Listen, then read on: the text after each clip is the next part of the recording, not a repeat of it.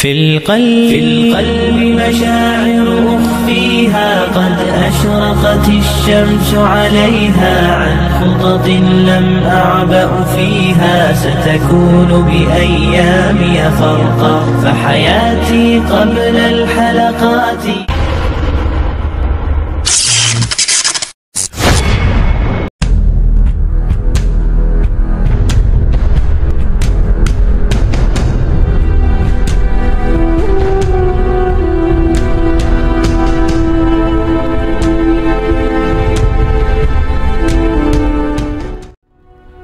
Assalamualaikum warahmatullahi wabarakatuh.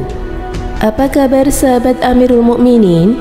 Semoga semua dalam lindungan Allah Subhanahu wa taala. Salah seorang pakar kedokteran Islam, Ibnu Sina, telah merumuskan strategi untuk mewaspadai wabah.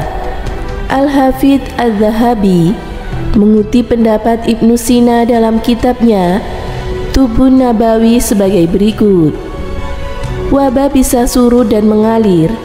Ibnu Sina mengatakan, barang siapa ingin berhati-hati pada wabah, maka hendaknya dia membersihkan keringat dari tubuhnya. Dia sebaiknya berpuasa. Dia hendaklah tidak pergi ke tempat pemandian umum untuk mandi air panas. Dia perlu beristirahat dan dia menahan diri dari kondisi campur baur ketika tidak memungkinkan menghindari dari wabah kecuali dengan pergerakan. Padahal pergerakan atau mobilitas itu dapat membahayakannya. Makna-makna medis yang keluar dari kabar nabawi itu mengungguli lainnya. Anjuran Ibnu Sina di atas jelas menyebutkan prinsip kehati-hatian terhadap kondisi wabah yang belum berakhir. Sebagian ulama sekaligus pakar kedokteran, ia menyampaikan beberapa prinsip yang dapat diterapkan oleh umat Islam berdasarkan kaidah-kaidah medis yang terpancar dari sabda Nabi Shallallahu Alaihi Wasallam. Berikut adalah upaya tersebut: mengeluarkan zat-zat basah berupa kotoran dari tubuh, semacam keringat dan cairan tubuh lainnya, serta berupaya membersihkannya. Orang yang banyak makan dan minum akan banyak mengeluarkan cairan seperti keringat dan kotoran. Oleh sebab itu dianjurkan untuk memperbanyak puasa. Kondisi lapar ketika puasa akan meningkatkan daya tahan tubuh. Sistem imun yang aktif dengan kondisi puasa sangat membantu dalam bertahan di tengah situasi pandemi. Anjuran untuk menghindari tempat-tempat pemandian umum yang menggunakan air panas untuk mandi. Mandi dengan air panas akan membakar banyak kalori atau energi yang semestinya dihemat karena kondisi pandemi agar tubuh tetap bisa bertenaga. Memperbanyak istirahat, berdiam di rumah, menghindari kerumunan dan menghindari bepergian yang tidak mendesak. Beberapa hal ini telah disampaikan dengan anjuran pemerintah dan Badan Kesehatan Dunia atau WHO. Demikianlah petunjuk dari ulama dan pakar kedokteran Islam, Ibnu Sina, untuk menyikapi wabah yang belum berakhir. Selayaknya hal ini menjadi perhatian bagi umat Islam di Indonesia, karena mereka punya andil besar dalam mendukung tercapainya derajat kesehatan yang lebih baik. Bila umat Islam ambil bagian dengan mengamalkan ajaran ulama Islam terdahulu yang berdasarkan prinsip hadis Nabi, maka nilai manfaatnya tidak hanya di dunia, tetapi juga mendapatkan pahala sebagai wujud pengamalan ajaran agama. Varian Omikron masuk ke Indonesia. Pandemi COVID-19 yang semula mereda, kini jumlah kasusnya kembali naik. Aktivitas masyarakat yang mula berangsur kembali pulih dihadapkan pada kenyataan bahwa sungguh wabah ini belum berhenti. Sayangnya, sudah banyak masyarakat yang mulai mengabaikan protokol kesehatan. Bagaimana sikap terbaik yang perlu diterapkan dalam kondisi saat ini? Beberapa negara yang terlebih dahulu mengalami penurunan kasus pandemi dibandingkan dengan Indonesia ternyata kembali mengalami gelombang baru. Kebanyakan negara itu telah melonggarkan protokol kesehatan seperti membebaskan kewajiban bermasker bagi warganya Selain itu, mereka juga telah membuka akses perjalanan keluar dan masuk antar negara. Kondisi ini perlu menjadi perhatian dan pelajaran penting bagi negara kita agar tidak terlambat dalam melakukan antisipasi dan pencegahan. Indonesia sudah mulai membuka lagi pintu bagi warga negara asing yang semula tidak diperkenankan masuk. Masa karantina juga telah diperpendek menjadi hanya 5 hari dari yang semula 7 sampai 10 hari. Bahkan, boleh dikatakan bahwa pintu masuk di Indonesia telah terbuka untuk semua negara. Para ulama Islam sejak dahulu telah mengingatkan pentingnya berhati-hati dalam menghadapi pandemi.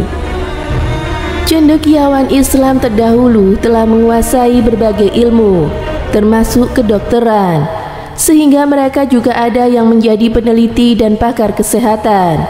Sikap hati-hati itu diambil berdasarkan riset yang telah dilakukan sejak dahulu dan menghasilkan kesimpulan bahwa wabah bisa reda dan muncul kembali. Seorang ahli hadis yang juga banyak meneliti tentang Tibun Nabawi menegaskan bahwa pandemi bisa surut dan muncul kembali. Al-Hafidz Az-Zahabi dalam kitabnya menyebutkan karakter wabah atau pandemi sebagai berikut.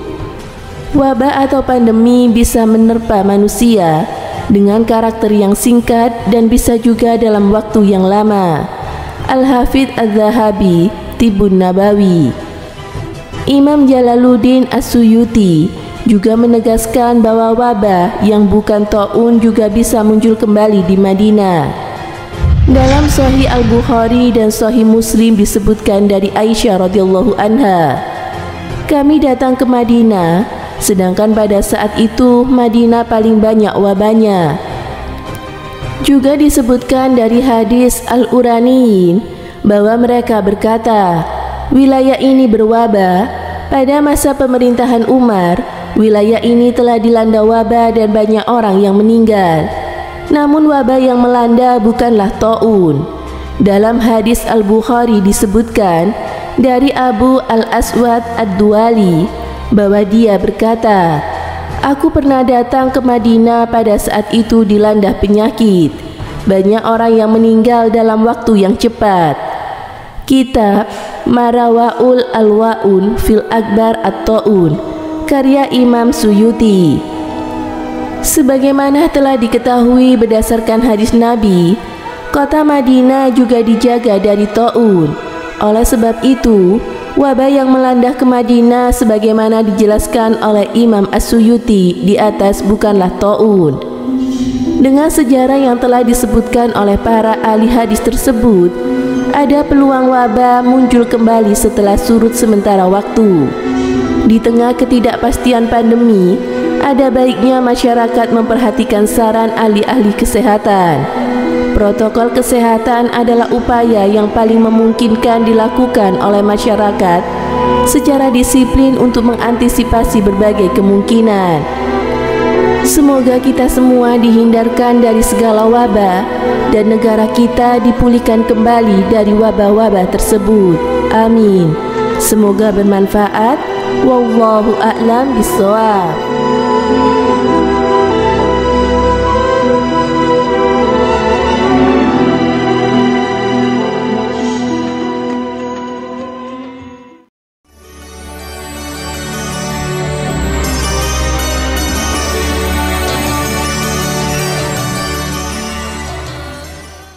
Assalamualaikum warahmatullahi wabarakatuh. Pemirsa Amirul Mukminin yang dirahmati Allah Subhanahu wa Ta'ala.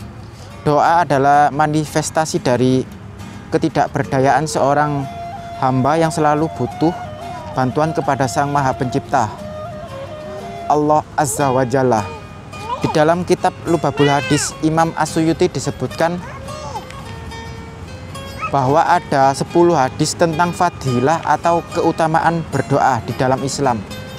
Yang pertama adalah doa adalah intinya ibadah. Yang kedua, Allah menyukai orang-orang yang melanggengkan di dalam berdoa. Yang ketiga, tidak ada sesuatu apapun yang lebih mulia di sisi Allah Ta'ala daripada berdoa. Yang keempat, Allah akan bersama kita jika kita mau berdoa kepada Allah Subhanahu wa taala. Yang kelima, barang siapa tidak berdoa kepada Allah, maka Allah akan marah kepadanya. Yang keenam, meninggalkan doa adalah maksiat. Yang ketujuh, doa itu senjata orang mukmin, tiang agama, cahaya langit dan bumi. Kedelapan, doanya orang yang terzalimi itu dikabulkan meskipun ia durhaka. Sedangkan kesaliman itu urusannya dengan Allah dan dirinya. Kesembilan, takutlah dengan doa orang yang dizalimi. Yang kesepuluh, takutlah dengan doa orang yang dizalimi karena meskipun ia kafir, karena sesungguhnya doanya tidak akan ditolak. Sedangkan kekafirannya urusannya dia dengan Allah Subhanahu wa taala. Semoga memberi manfaat. Wassalamualaikum warahmatullahi wabarakatuh.